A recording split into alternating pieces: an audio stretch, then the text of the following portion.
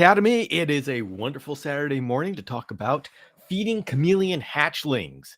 And just want to make sure all the audio is working here. It should be. It looks like we are set to go. And we've had quite a week here. For those of you who follow me on Instagram or even here on YouTube, you know that every day I've been posting a short video which just has one single thought about one aspect of feeding hatchling chameleons. And so it's something to think about, just a little chameleon touch point once a day. And so that's led up to the point where we are right now, where yesterday I released a detailed podcast on the topic. And today at 8 o'clock Pacific time, a video on YouTube was launched. And now we're having a live session where we can talk about any aspect of feeding hatchling chameleons that you may have a question on, or you may have an alternative perspective or experience that you want to share. And so this is it. This is the point to say hello. Please use that chat and interact and let me know what you thought. What did you think? You can even tell me what you thought about the format, because this is actually the second time I've done this theme for the week, to where you get a daily touch point, and then on Tuesday night I do a live on Instagram, and then Saturday morning launch a video and do a live on YouTube. So I'm trying to create an immersive chameleon education experience, and I'm hoping that it is being effective and people are enjoying it. So one thing about feeding chameleon hatchlings is it's a lot of fun, not only to have chameleon hatchlings, but you start to get into, it's fun to do fruit fly cultures and bean beetle cultures and starting to breed the fruit of the chameleon food. How many of you out there end up having pet cockroaches? Because it's just so much fun having these insects and these critters that you never really thought about before. They were all just these little creepy crawly things. But when you start getting into breeding them, you start studying them, you start learning what an incredible life cycle each one of these things has. And as chameleon keepers, I think that's one of the wonderful things about this hobby, is it's not just about chameleons. It's about everything that surrounds the chameleon. It's about the environment. We're learning about UVB. I mean, how many of us knew about UVB before we got into chameleons? Oh, okay, I heard it. We get sunburns, but to understand the intricate interactions that it has in our body and for our health is so much of the world has opened up to me just because of my interest in chameleons. And so that's definitely the case when we start getting into our feeder insects and breeding, raising, even just caring for them. Oh, what do they eat? And each one of these feeder insects eats something different. And that's the way to make them, to keep them happy and healthy, is to give them what they need to eat. But, crickets, fruit flies, bean beetles, they all eat something completely different. So our world slowly expands without us realizing it, to start including so many different aspects of the natural world. So I'm having a great time with this my chameleon hobby, and there's no end to the activities. As anybody who saw that video that I just posted that just went live, and by the way, the premiere feature on YouTube allows us to, if you're there when the video goes live, I'll be there in chat and we talk live, and it's kind of fun. But there are actually two versions of Heidi that I work with. One's the black Heidi and one's the golden Heidi. And whether there's a difference between the two other than the color, I actually don't know. I should look into that. But I have fun culturing them both, and then offering my chameleons a difference. We know that they're very visual. So I think giving things that are just visually different is valuable for the chameleon. And one of the chameleons don't move much when they're happy. And so when we're looking to enrich our chameleons' lives, it's a little bit more, it's not as easy as it would be for a monitor. Um, they wait for insects to land near them, and so I don't know that we can enrich our chameleons' lives by hiding the food. Uh, but one thing and that's something that I'm continue to look into. How do we enrich chameleons' lives? How do we they like to stay in one place. I mean, with chameleons, if they're doing laps around the cage, it's because something's wrong with the cage, not because they need exercise. So, what is it that enriches a chameleon's life? And one thing I know, I don't have a definitive answer on that, but one thing I know is they like different things to eat. So we got to be careful not to enrich them into obesity, but giving them different color fruit flies is just an example of things that we can do that can excite them. So, by the way, if anybody who's has thought about enriching chameleons' lives, has any experiences they'd like to share, put them in the chat. I'd love to hear about it.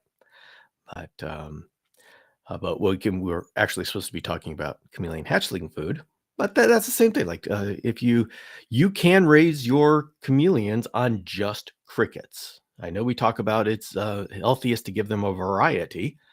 Well, there are I know at least one prominent keeper that says, I hate everything and I just feed crickets. And he's fed crickets multi generations. And as long as you gut load the crickets, supplement, make them as nutritious as possible, your chameleons can live a long, healthy life just on crickets. And remember the caveat, you got to take care of those crickets. You got to feed them. You got to supplement. You got to make sure that they're healthiest possible. But that just takes care of the physical needs, nutrition needs of the chameleon. The question is, what are the mental needs? What are the emotional needs of the chameleon?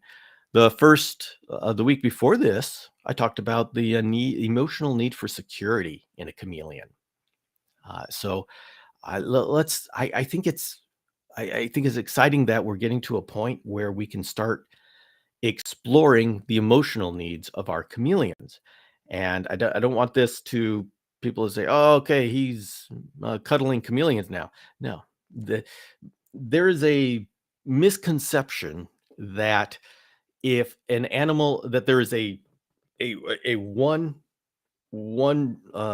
measurement of intelligence from algae and fungus down at the bottom and humans on top, and all the animal kingdom fits between those.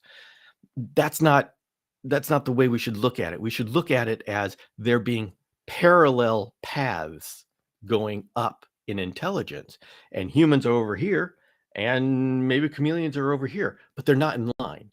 That means, sorry, that means that a chameleon or any other animal can be intelligent without having human emotions. They've got their own lives that they live. They got their own culture. They've got their own everything. It's different from ours. So if a chameleon doesn't feel love the same way we do, that doesn't mean that they're not intelligent. So, and me saying a chameleon's intelligent doesn't mean that I'm saying that it will love us the way we love each other. We're pack animals. They're solitary animals. They're going to experience the world in different ways. And so let's separate that and say we can say chameleons are intelligent without giving them human qualities that they don't have. I mean, there are some basics there. There's trust. That's the same between humans and the chameleon. So there are some overlaps, but let's not look at chameleons and say either they are dumb animals or else they are human little suits. So once we separate that, we can look at chameleons as they are and figure out, okay, how can we enrich their lives in a way that's enriching for a chameleon, not in a way that's enriching for us. So we are totally different. We need totally different things, and let's respect that they need totally different things. But at the same time, let's figure out what they need. what is it that excites a chameleon? And so far, different colored food, different movement of food, those excite the chameleon, and that can get them get them some energy. So uh, that's it's an interesting thing for us chameleon people to start thinking about because we haven't thought about that much in the past. Um, so hmm, I have a question. Do you think it's a good idea to let everyone breed chameleons? Well, uh, there's two aspects to that. First of all, I have absolutely no control over whether people breed chameleons or not. It's not a good idea for everyone to breed chameleons. It's not a good idea for everybody who can to do it. In fact, and this is actually a question that I struggle with as an educator because, on one hand, I say don't breed veiled chameleons. There's just too many veiled chameleons out there. And if you breed them, you're going to end up with 30 to 60 to 100, depending upon how you take care of your female.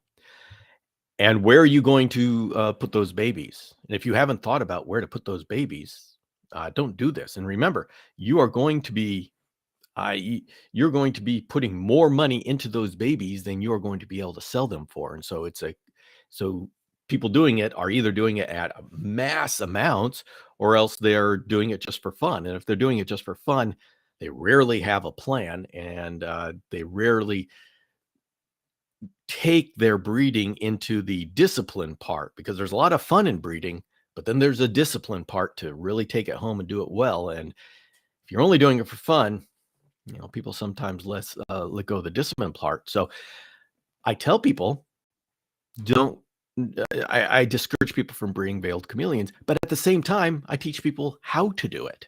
And I say, if you're going to do it, this is how to do it. And this is the breeding specifications, the incubation, the gestation. This is how you take care of the mother, because I think it's important to have that information out there, and then people make the decision as to whether they're going to do it or not. So I am not going to be the gatekeeper as to who breeds chameleons or not. That's not my role. That's I don't nobody right now there's nobody who can do that, but I don't even want to pretend that that's my role. So I am going to say I am going to discourage people from breeding chameleons, veiled chameleons. I will present how hard it is and what it takes to properly breed chameleons, and I'm not going to waver on that. I'm an outspoken proponent of individual raising of baby chameleons. And I know there's pushback from the community of people who bin raise chameleons. They don't like being told that that's not the best way to raise chameleons. But I don't make the rules. That we all know that individual raising is the best way to raise chameleons. And yes, it's expensive and it's inconvenient. And yes, you can get away with cutting corners on that if you're skilled enough. But my job as an educator is tell you the best, and then let people give people the information that they need to make intelligent decisions, and that's my role. After that, I don't have control over it. Um, let's see, exotics, pets. I know that guy says what non-commercial food works well. Non-commercial. Oh, I will say my favorite non-commercial food is wild fruit flies. And it is, if you have wild fruit flies in the area when you want to feed your baby chameleons, that is the most incredible thing in the world because it is loads of free food, more food than your babies can eat. As much old fruit you can put out there, you will get swarms of fruit flies, and it's gotten to the point where it's too much. And so that is, if it's the right time of year and you're in the right area, I mean, there's fruit flies all over, but as long as it's the right time of year, obviously in winter, no. But if you've got it, then that is a great free food. And actually, with all of my babies, I give them the two types of flightless fruit flies. I give them the bee beetles, I give them the pinhead crickets, and I do the wild fruit flies. I do all of that variety. I think that's great, and I just want them surrounded by food. Um, what do you mean that's cheating? I don't know where you're going with this. Non-commercial food, non-commercial food. Well, there is also you talk about culturing your own fruit flies and bean beetles. I'm not sure. You're going to have to give me a little bit more of a lead as to where you're going with that. And while you're doing that, I'll answer this question. Tuan is asking, is it a good point that good breeders should breed more species to introduce to the market and the people? I don't think that there is such thing as a good number of species. I would love, I mean, if I came up with a number, it wouldn't mean anything.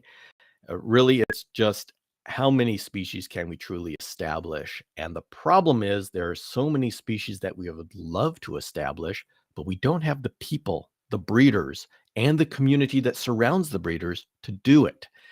And so the best number of species for us to breed, and yes, I highly encourage breeders to establish species, but you can't do that with one pair. You've got to do that with multiple pairs. You've got to do that with 5 pairs. I mean, that's the minimum to start off with if you want to establish a species is 5 pairs. And you have to dedicate years to developing those bloodlines. And that means a heck of a lot of caging. You've got to be good at your caging, the food, and you've got to be willing to go through the process of the community not knowing what to do. Like cristatus. I love Trioceras cristatus, the crested chameleon you see behind me. And the interest in the community is growing, but it's been a while growing. The reason why we don't have cristatus coming in, because they're legally exported, is because there isn't a big enough market. And the problem is, if a breeder breeds enough, like say you got 5 pairs of the species of your choice, that's not represented right now. You bred them all, and now you have, say, 5 different bloodlines of these. Say they had a clutch of 30. So now you have 150 babies that you are raising up, and that's a lot of work. What happens if there's not 150 people that know what that species is, or are interested, or are distracted by the colors of the panther chameleon?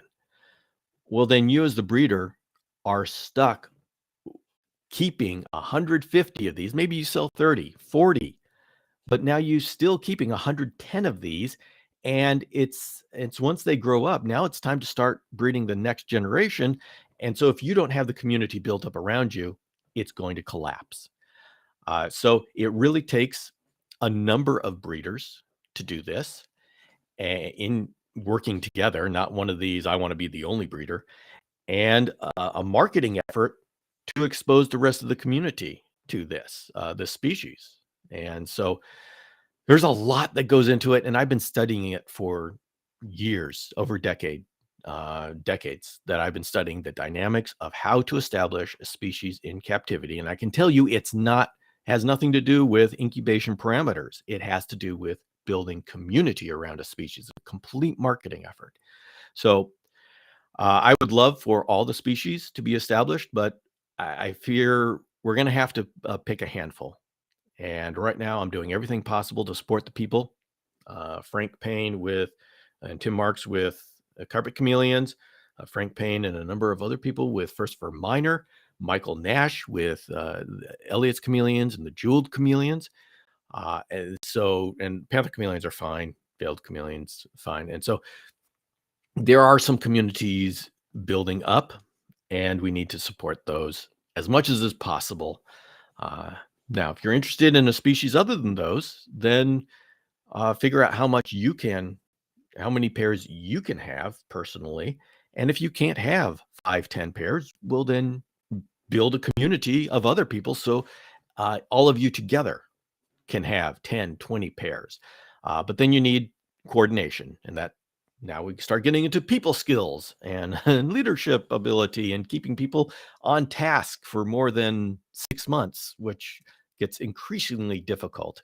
If you want to take 3, 4 years to establish a species, good luck keeping a team of people together. So um, I don't want to discourage you. I'm just going to let you know that's why it doesn't happen. Usually it's because of the challenges in coordinating and keeping people dedicated. But I fully support the effort, and I still try to. I support those efforts any way that I can.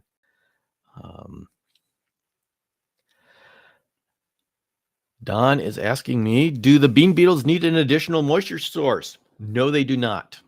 And that is one of the greatest mysteries in the chameleon world as to why they do not, but apparently they are good enough to extract what they need from the legumes, the black-eyed peas. And I understand the question because I have that myself, but the fact is that they live their whole life on that pea and they get everything they need from that pea. Now, that said, I wouldn't consider them a very good moisture source for chameleons. They're a nice crunchy snack for them, but I definitely make sure I can't imagine the chameleons get too much enough a whole lot of moisture from bean beetles. Um, um, but these are great questions and great things to think about. And when we're talking about feeding hatchling chameleons, I mean, that's you should ask, should you be breeding? And that was a very good question for where I am right now, because I'm about to release my new veiled chameleon care summary. And actually, it's on the website. I just haven't done a podcast episode and video on it yet. But that's coming up soon. And I struggled with that care summary because I added in an entire page on breeding veiled chameleons. And that's the age-old question. Do you provide the information for things that you want people to be cautious about, or do you make it harder to get that information? And in this case, I decided it was better for me to give the good information, because without that information, people are um, essentially doing unhealthy things with their veiled chameleons. Without that information about how to breed properly, we've got veiled chameleons laying infertile clutches of huge number of eggs, and that's because the husbandry is off. And then people get the idea, I'm gonna breed them. Well, they don't. Often the people who decide to do that, they're not. They're it's one of those things. If they're gonna do it anyways, they may as well do it right. But I think I can be a responsible educator if I let them know the important things that they need to consider that they may not have been aware of. Um, let's see. Do you think that chameleons are the ideal pets and they should overcome all the normal pet like bearded dragon, iguanas, or ball python? No, chameleons are not the ideal pets. In fact, you should. I end up finding myself discouraging people from getting chameleons. They are not your standard pet. And chameleons are something that you should get only if nothing else will do. If you're looking for a pet lizard, a pet reptile, don't get a chameleon. If you're looking for a chameleon and you want to dedicate yourself to what chameleons need, then okay, you can do it. So I don't think chameleons are great pets. I think that they are the most fascinating things in the world, and they enrich my life. And if they enrich your life and you enough that you're looking at it as something you want to bring into your life, that you are going to research and you're going to obsess about, then yes, get a chameleon. But if you want to bring something into your life that's going to um, serve you, then if you're thinking about yourself in this and you don't want to inconvenience yourself, then chameleons are not a good pet. Excuse me.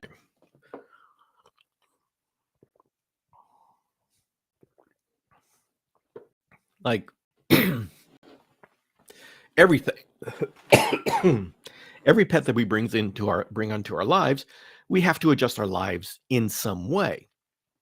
We bring a dog into our life, we have to take it for walks, we have to feed it, we have to groom it, we have to take care of that dog.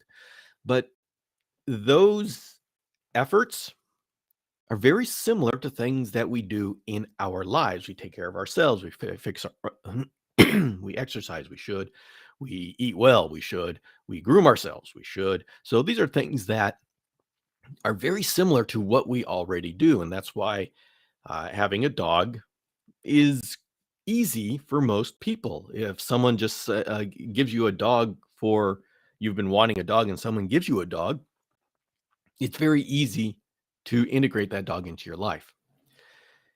It's not easy integrating a chameleon into your life. So you have to make concessions at the beginning as to how you're going to change your life to effectively have a chameleon in your life. So that's why I discourage, if people are asking me if they should have a chameleon, that's telling me the answer is no. If people say, I will do what it takes to have a chameleon because they fascinate me that much, then I will say, okay, here's how to do it. So that's how I deal with that. Don's asking about Johnson and I. Yeah, rumors and nothing substantial that I have to share on that. There's nothing I can give you that is solid. So it's all how your life is going to be is something. How you need to change your life is also something to consider before you start breeding chameleons, because once you breed chameleons, that's like taking the imposition that a chameleon brings into your life and multiplying it times 10 or 30. Because if you're going to take care of chameleons properly, that means one cage per baby chameleon, and that's a lot of space, and that's a lot of expense, even if you do it cheap, even if you get $10 butterfly cages. So 10 times, say you have a clutch of 30, that's $300. And then with the racks to hold them, that's 100 each. And so maybe you got 3 or 4 racks, so that's $400. Oh, lights on those rats, lights and fixtures, both 6500K light or daylight and UVB light. Oh boy, you know how UVB light does. So it all starts to get very expensive, and then those babies should be eating all day. I mean, we're not like uh, I am very happy to be getting an emerald tree boa next week. I've been wanting to work with one for many, many years, and finally it's time. They will eat and poop every other week or so. So that would be what we consider. Yeah, of course, you got to give them the right environment. So you've always got to be there monitoring and such. But that level of daily chores versus chameleons, very different. And so when you're breeding, that all of a sudden shoots through the roof, because now you're taking care of 30 different enclosures and you're watching 30 different babies. So it's going to take over your life. But that's the fun part. And I know everybody thinks about that and say, I can do that. Good job. You can do that. But the thing that people don't like, and the thing that's hardest about raising up a clutch of chameleons, is selling them. And the point where they're ready to be sold, and now you've got to deal with all the marketing. Maybe you have that, and dealing with customers, but then there's a time there where you're saying, wait a minute, I have 12 left over and they're just not moving. Maybe they're panther chameleons and you've sold all your males and now you've got 12 females left. What do you do with that? You had this idea this is going to be a 3-month sprint, and now it's turning into a 6-month marathon. and they're growing out of those little baby cages. So what now? Now you're going to raise up 12 adults. So this is where it starts to get tricky and messy, especially if you don't have a plan and you end up doing this. Now, if you're the type that says, okay, yeah, I have no problem having 12 adults or however many I have left, then that's fine. I mean, I can't tell you how many babies that I now have that are adults that are just living their life and having fun. And it's because I didn't go through the effort of selling any of them. So know what you're getting into and have a plan for that. So, hey, yeah. Someone's saying, congratulations. Congratulations on my Emerald Tree Boy. Yeah. I've been, people who have been hanging out with me for a while know that I've been talking about it for a long time. In fact, on Chameleon, back when it was Chameleon Breeder Podcast, that was back in 2016 that I did my 2-part episode on Emerald Tree Boas. It was the first time I did a 2-part episode on something that wasn't a chameleon. And I've been wanting to work with Emerald Tree Boas before that, and I've been thinking about it ever since. I had to take a jaunt around California. I had to work in up north for a while, but I'm finally back into my house, and now's the time.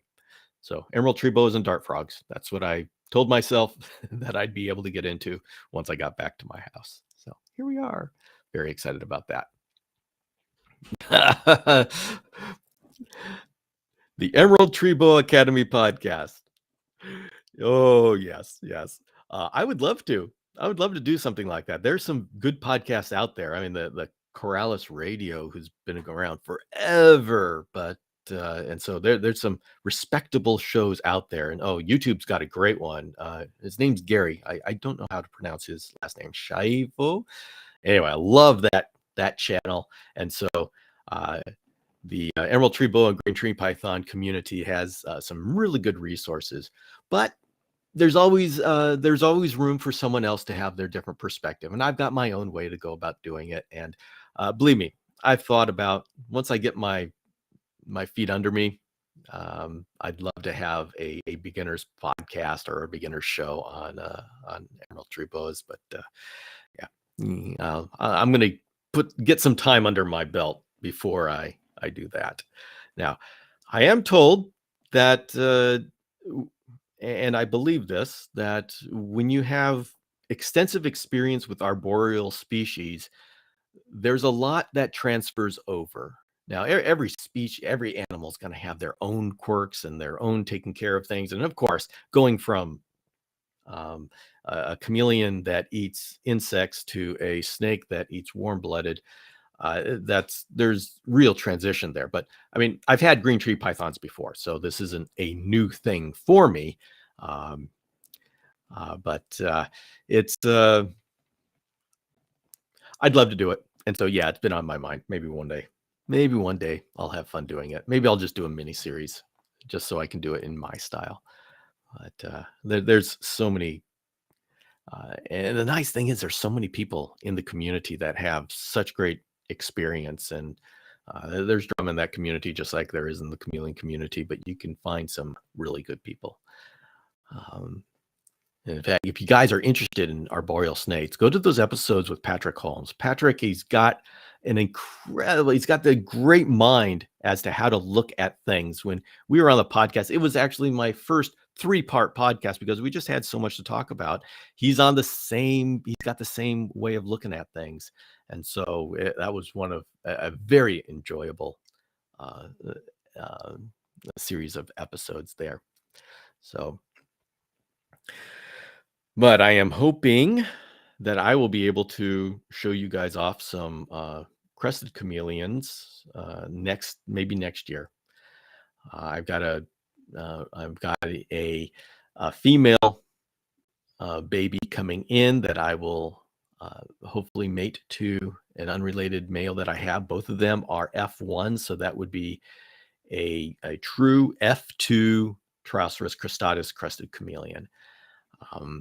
there's a lot of variables and things that could go wrong between here and there. But hey, I'm going to try it, and that would be uh, I would love to do that. And so hopefully I can share that with you when sometime that would probably end up being next year sometime, because this they got to grow up and then they got to mate and they get eggs.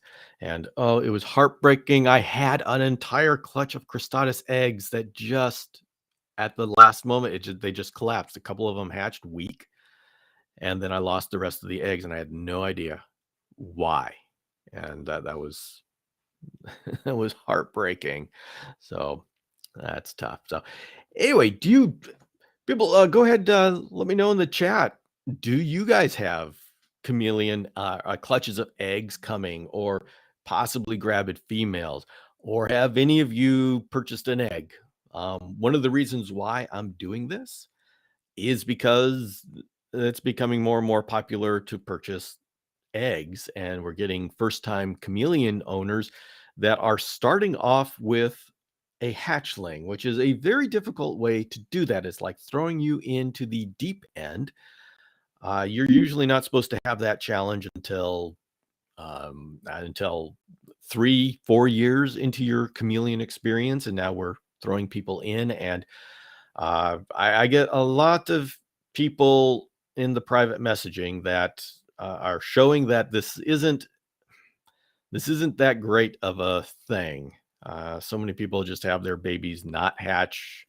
I got to tell them, oh, it's been a year. Well, if the egg's still white, keep it in, or they hatch weak and die. And so, uh, I, mm, uh, conceptually, I don't have problems with it. I have problems with the execution. It's just not going well. But my part, since I can't stop it, um, my part is to educate people. And so this series, this week's theme was actually part of my outreach, and it's now on the Chameleon Academy under the section of should I buy a chameleon egg, to help people if they do go down this road, that they'll have the resources. And I think it's important because people who buy chameleon eggs generally do it.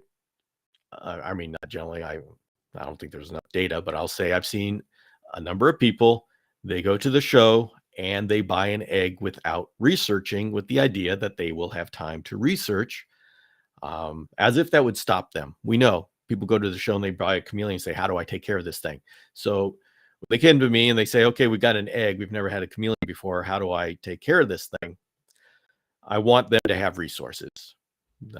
It's been done. There's no way to stop them, and you can't just shame them saying, "Oh, you shouldn't have done that." It's done.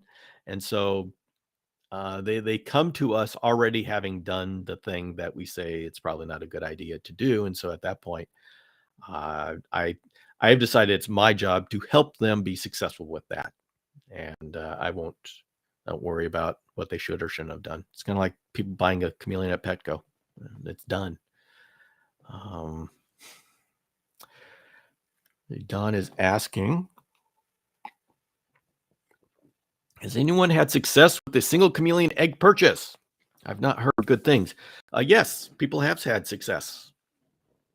I mean, sometimes the egg hatches and people are very happy with it and they go back and get others. And so it it is not a total disaster thing, but uh, I do hear from a number of people.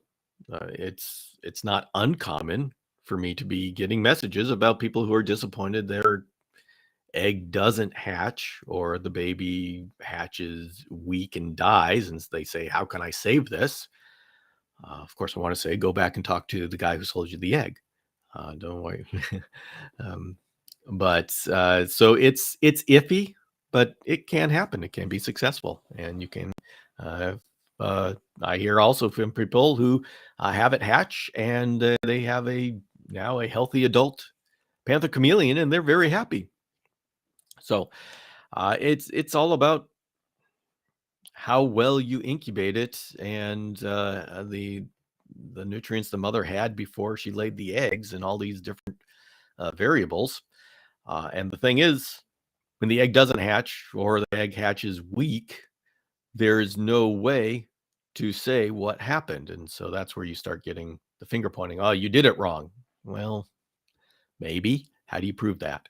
So it's an interesting area that our community is exploring and getting into.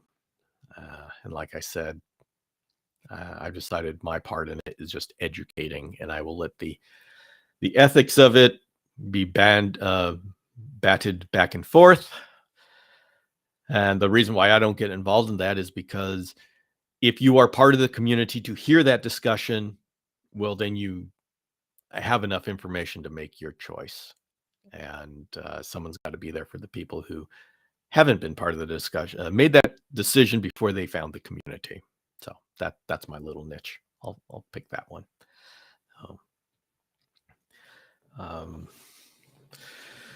But yeah, it's kind of fun. It's kind of fun with experienced chameleon people to send them an egg.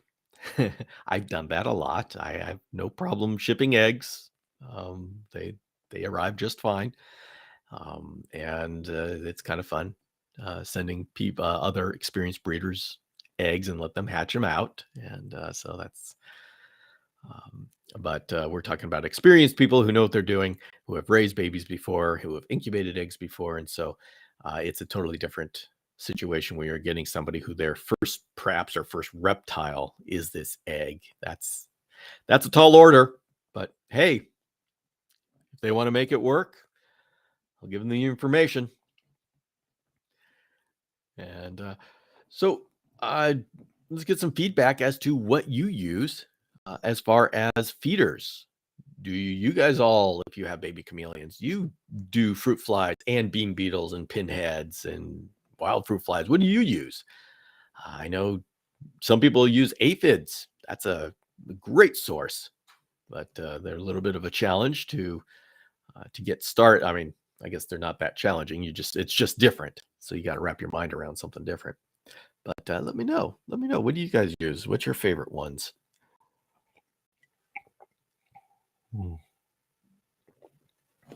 These guys up here are old enough that they are now on medium-sized crickets. So, I mean, Cristatus, they got big mouths. Good. Big mouths. Let's see. Ouch. Here, I can try to bring one out if everybody wants to. Let's see. That's right. Everybody, chameleons aren't holding animals, but it's okay to bring them out every now and then.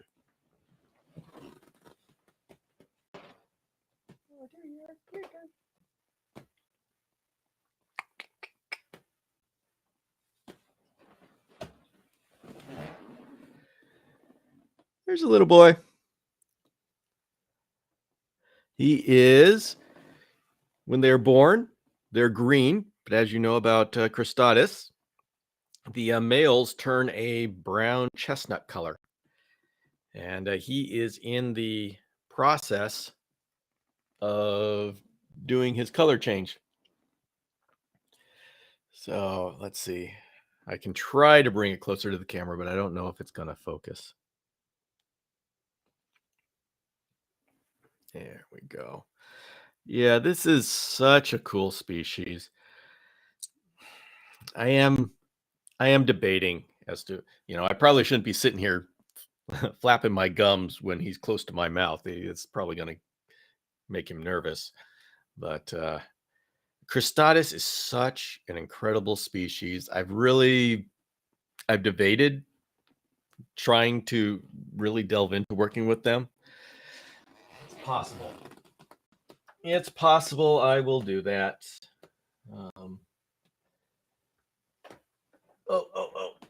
Go. There we go. Okay, he won't go down. Excuse me. Give me a second here. Okay, just want to check something down there.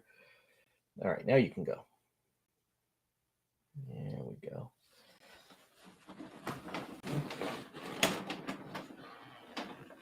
Cristatus are actually great candidates for bioactive. Even though they're big chameleons, they definitely benefit from thick foliage and high humidity. And so uh, I like them. I like them as a candidate for bioactive, but usually you'll probably see me do more with carpet chameleons and jeweled chameleons, some of the Nasutum, uh, Brachysia. They're perfect. But I'm going to be doing uh, a study on bioactive and produce this so we in the chameleon community, can get involved with bioactive a lot more on a very educated, a deeply educated uh, approach instead of this. Well, I throw dirt in there and I throw some pill bugs in there, and now I've got bioactive. I think bioactive is a buzzword that many people don't really understand what's going on. So I'm going to be doing a series on what bioactive actually is. So, all right, folks, this is we're getting into the hour here. Is there any other questions? Want to let you know we're going to continue doing this into next week, and we're going to do this week by week. And what I'm doing is I'm selecting a theme per week, and then every day you're going to get the touch point. So on Instagram or on YouTube here, you can get you'll get a video every day, a short video that only has one thought. I like Instagram better because there's more opportunity to discuss things, because even though we can ask questions on a post on YouTube and on Instagram, there's the stories feature in YouTube that allows more of a conversation.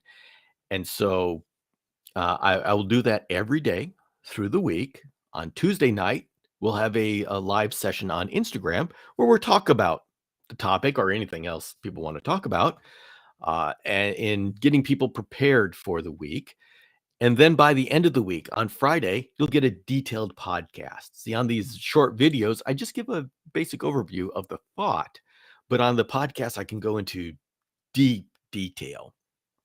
And so you can listen to that on Friday. Saturday morning, I'll probably have a video, just like I did this morning. And then that's at 8 a.m. Pacific time. And then at 8:30, we'll have a live session just like this to wrap up the entire week theme. With the podcast, you will get a web page that will have it all in text format. So no matter how you like to learn, whether you like to see it, whether you like to read it, where you like to hear it, I intend for you to be able to enjoy your chameleon education experience. I always wanted this to be the Chameleon Academy to be a multimedia, multi-learning style approach to chameleon husbandry. And so this is one step closer to fulfilling that vision.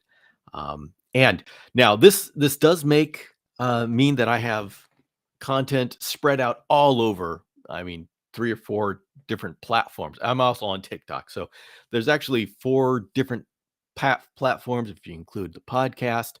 So what I'd like to offer to you is that every week on a Sunday night, I'm going to send out a collection of links to everything, the podcast, the web page. Actually, those two are the same. The main video, the Q&A, and all of the individual videos. And so on Sunday night, I'm going to send out a summary of everything. So if you missed something, you can go back and find it. And that's on the email list. And so if you want to sign up for the email list, or the newsletter, I'm calling it the newsletter, you can go to the chameleonacademy.com. On the front page, find the little button that's the sign up for the newsletter, put your name on the list, and then at the end of every week, you can get a summary of where to find everything in a nice, neat package. So I think that's a convenient way. So if you missed anything, you know where you can find it. So that's what I offer. So I invite you to join that newsletter that you find on chameleonacademy.com. There is a button on the front page. So anyway, thank you all very much for sharing this this morning with me. I'll there we go. Yay. Raise a toast. So tomorrow morning, I do Sunday mornings, I do a thought, just a reptile community meditation type thought instead of my daily touch point. And then tomorrow evening, I'll send out that email that summarizes everything. And next week, we go into the next theme, which is going to be on chameleon hydration. So get ready for Monday morning. You'll have your first daily touch point. So I want to say goodbye. Thank you very much. And I'll sign off here. And I will see you on one of the various mini platforms. Have a good morning.